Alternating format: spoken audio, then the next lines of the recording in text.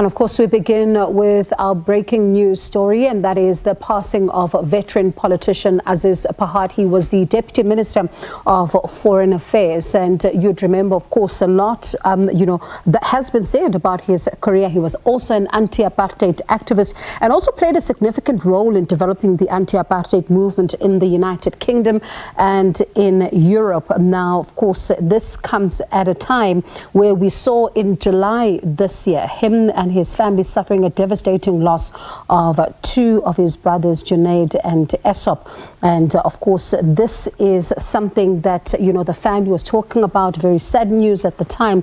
Now, you remember him, of course, as the former Deputy Minister, but also quite active in Parliament as well. And he was part of the close circle of ministers who also enjoyed a close relationship with former President Thabo Mbeki and was dubbed as the class of 96. And he was among the ministers and deputy ministers who submitted their resignations after the resignation of former President Mbeki in September 2008. And he has credited the former President Thabo Mbeki in his own political development and has written extensively about this and also spoken about it even in the public domain. And even after leaving government in 2008, he also took time away from politics, writing his memoirs.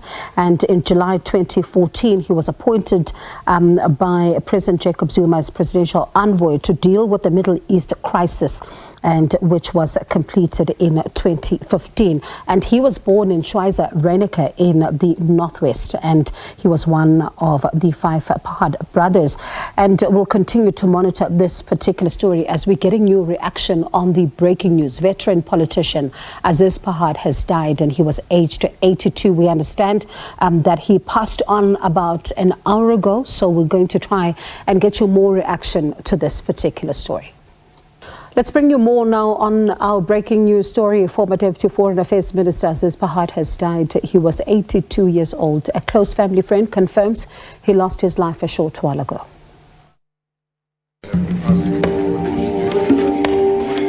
Aziz Ghulam Pahad, a suave and humorous top diplomat, is a former South African Deputy Minister of Foreign Affairs and an anti-apartheid activist who played a significant role in the establishment of the anti-apartheid movement in the United Kingdom and Europe.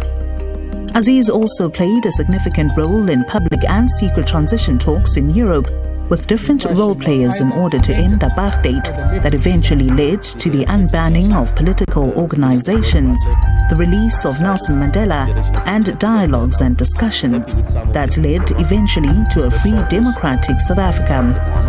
In post-apartheid South Africa, he became a member of parliament and a deputy minister. This is how his older brother Esop describes him. Your brother Aziz Pahad. All right, let's get reaction now on this particular story that is breaking at this hour, the passing of a veteran politician and former Deputy Minister Aziz Pahad. I do understand on the line we have Mahlengi Pengu Motsiri from the ANC, and she's the spokesperson. Mahlengi, firstly, condolences to the ANC. This is definitely a significant loss. Absolutely, a significant loss, a giant among giants, a stalwart of the ANC, but not just the ANC, a stalwart for liberation for the people of South Africa. Many sacrifices, countless years and years of evading persecution, imprisonment, banishment, in order for our country to be free. And Aziz Pahad would always go down in history as one of those great dedicators to the liberation of our people. And let's talk about, his contribution to the ANC. I mean, one of the moments when you think about him writing, just about his relationship and the significant development and contribution that former President Thabo Mbeki would have had in his career. But he also talks about the ANC and the various roles that he's held within the organization and how that also continued to shape who he became. Well, it's very much of an early day, an early hour to process this development. I hope you would bear with us. Yeah. And of course, in the next few hours, we will ventilate our thoughts through a proper statement. But I personally can say for sure that this was also an internationalist, a Pan-Africanist, an author who made sure that his views are known for generations to come, had a very strong relationship with his peers, which includes, of course, former President Thabo Mbeki. I wouldn't want to even imagine how he's feeling right now, given the fact that, his other peer, Aziz, Pahad, is also late. But it is that kind of a sad moment. Comrade Aziz is an intellectual, a thinker, quite scholarly in international relations, and also so full of humor, good humor, intellectual humor. And there are so many things that we can talk about. And I know you say that you're still going to be, as the ANC, formulating your thoughts. As a final question then, before I let you go, let's talk about some personal moments, because I can even hear it in your voice, that this is heavy. Very much heavy, very much heavy. Comrade Aziz was known to us as youngsters growing up in the movement.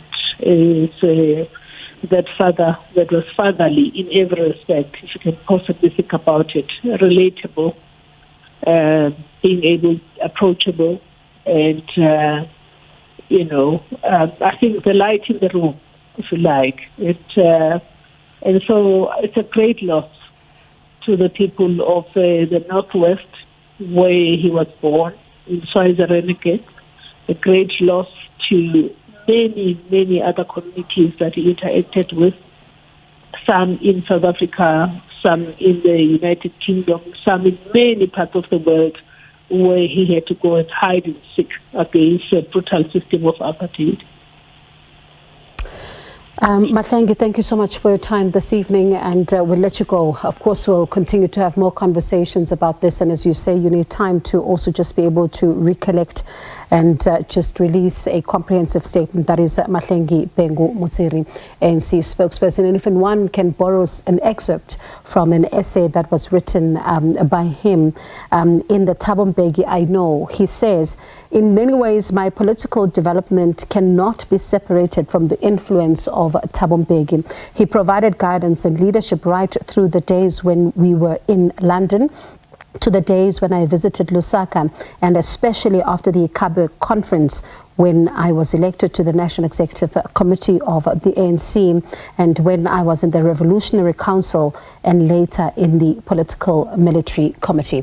And we'll continue to bring you more reaction on this one, but let's stay then and take you back to that particular, his life story, in fact, as we were showing you just before we interrupted it to bring you this conversation with Mahlengi.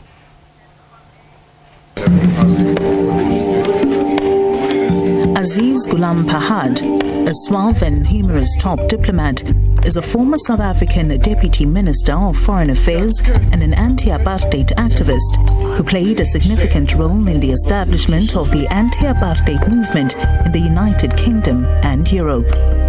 Aziz also played a significant role in public and secret transition talks in Europe with different role players in order to end apartheid that eventually led to the unbanning of political organizations, the release of Nelson Mandela, and dialogues and discussions that led eventually to a free democratic South Africa. In post-apartheid South Africa, he became a member of parliament and a deputy minister. This is how his older brother Isop describes him. Your brother Aziz Pahad. As a wonderful human being with a great sense of humor, very witty, he has a strong tendency to always have one-liners.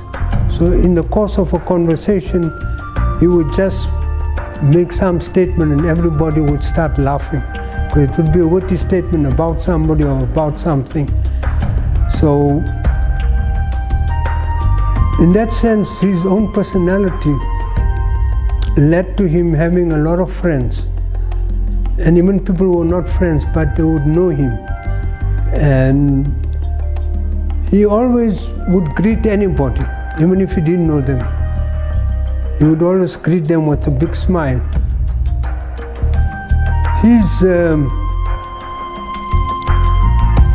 Politically, he's very astute. This is how his brother Isop remembers their childhood. We used to sit on that street corner when we were younger. When we were older, of course, you went to a lot of parties, shebeens, and so we had a very active social life. And Aziz had a very active social life. And he really had no problems in chatting up women. He was quite good at it. Aziz Pahad served as Deputy Minister of Foreign Affairs in former President Thabo Mbeki's first term. During that time, Aziz played a key role in shaping the ANC government's policies. He earned respect both at home and abroad. The engagements and the mentoring that should take place, don't leave anything to chance. Mentor them. And Aziz believed in that. I can tell you, anytime he walks into that dirko, you go to the canteen, whatever you'd gone there for, and sitting there around the canteen, there will be a queue and a lot of people around him. People asking questions, wanting to know this or that or the other. And he said, but no, I'm no more in government. He said, no. You are our Andre Gromyko. That was his nickname, Andre Gromyko. Was the longest serving foreign minister of the Soviet Union. So Aziz was regarded as the Andre Gromyko of South Africa. During his stint at the Department of Foreign Affairs, now Department of International Relations and Cooperation, or DIRCO, Aziz won admiration from many senior officials and staffers. Then began really what I think was a relationship of a mentor, somebody who really that I could reach out to, taught me a lot about the ropes of foreign affairs. And I realized that Aziz was Aziz to everybody. There was no senior, there was no junior person. And Aziz just interacted with a bit very easily. And as a DG, he was somebody that I could run to anytime. Aziz was very much a leader, the way we saw him, because he guided us on how to be effective diplomats, along with the Minister and the DG in Saluba. So it was a dream team. As Deputy Foreign Affairs Minister, Aziz played a prominent role in South Africa's attempt to stop the US-led attack on Iraq in 2003. Everybody without exception links the Palestinian-Israeli situation to the war against Iraq. Now, I mean, you can debate whether they're right or not, but that's the perception, not only in the street, but within governments. And so everybody is anxious that we all work together to help create conditions where we do get a solution to the issue of weapons of mass destruction in Iraq without going to war. We get a sense that nobody is committed to going to war for war's sake, but that we need to then support the processes that will ensure two things. One, that the Security Council Resolution 1441 is fully implemented, which demands or which necessitates that the Iraqi government cooperates fully with the inspectors. The inspectors' reports have indicated that they've had full cooperation in terms of logistics and in terms of logistics and processes. But as you saw from Blick's and Beraday's reports, they've asked, especially Inspector Blick's, have raised a whole lot of questions that they're seeking answers to. It would be the view of the South African government, which reflects the non-aligned movement's view, that the Iraqi government must give those inspectors their full cooperation. Aziz was part of an inner circle of ministers and deputy ministers who enjoyed a close relationship with former President Thabo Mbeki, dubbed as the class of '96 by his political opponents. He was among some of the national executive ministers and deputy ministers who submitted their resignations soon after Mbeki's resignation in September 2008. He's credited President Mbeki for his own political development.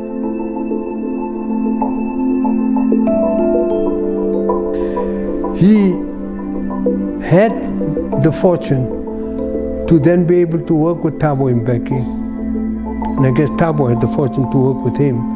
And they still work very closely together.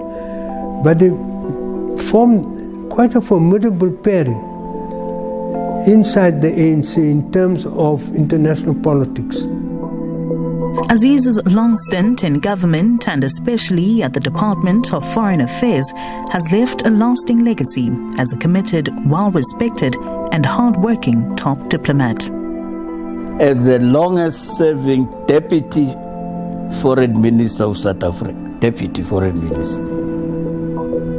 But he was so well-rounded that he could have been a foreign minister, but he was kept there for a purpose. And he stayed in that and managed to make the impact that he had been able to make. Amongst his domestic and international accolades, Aziz was a recipient of a 2021 honorary doctorate from the University of Pretoria. Aziz Pahad has been a true servant of South Africa for most of his life. In 2022, he was awarded the Ubuntu OR Tambo Lifetime Achievement Diplomacy Award in recognition of his role in forging peace in conflict-ridden countries in some parts of the African continent. Aziz's passing will leave a lasting legacy in his illustrious career within the diplomatic community. Zoleka Kotashe for SABC News.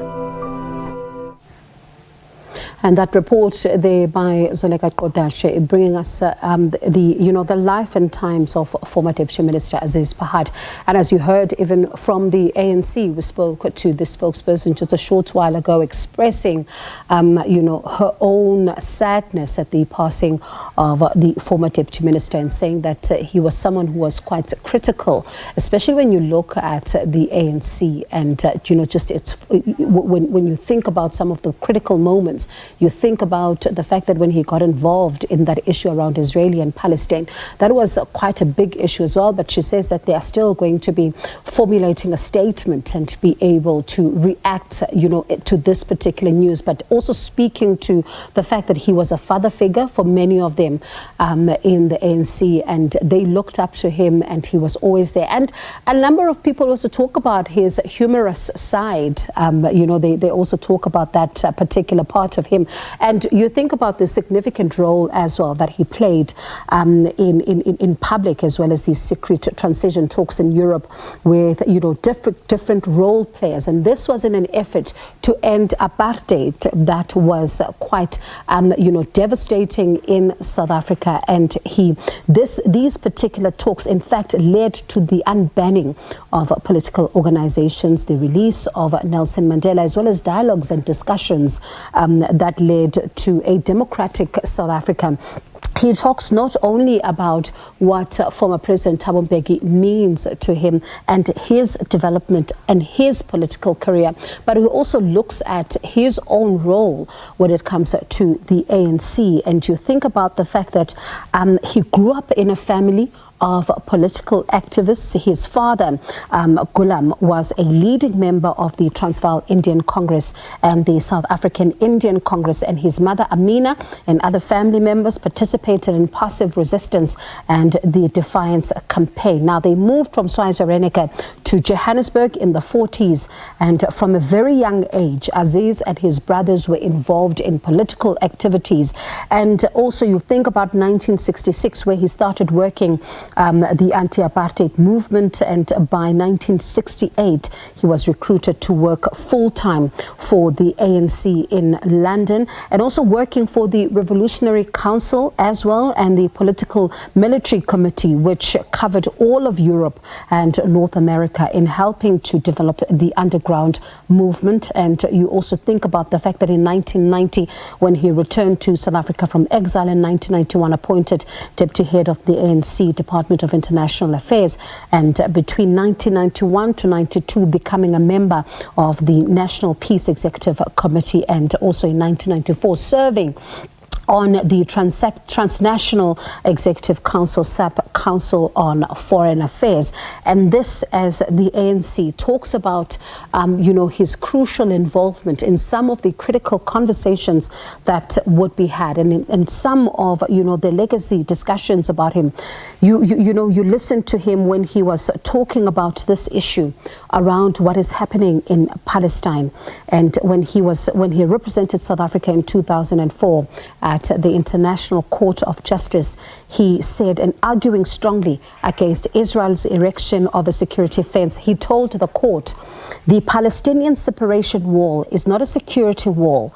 It is a wall of occupation, a wall that has separated hundreds of thousands of Palestinians from their families, their homes, lands, and religious sites, and also playing an active role in the continent as well, bringing peace to the warring factions of the Democratic Republic of Congo, Burundi, and Angola. So there's going to be a lot that is said about his legacy, as of course we reflect on his life, reflect on his passing, reflect on just how the family also even remembers him. And you think about even his, being among those who resigned when former President Thabo Mbeki was also resigning. So quite a lot to be said about this particular man. And we will continue to bring you more reaction on this particular breaking news story.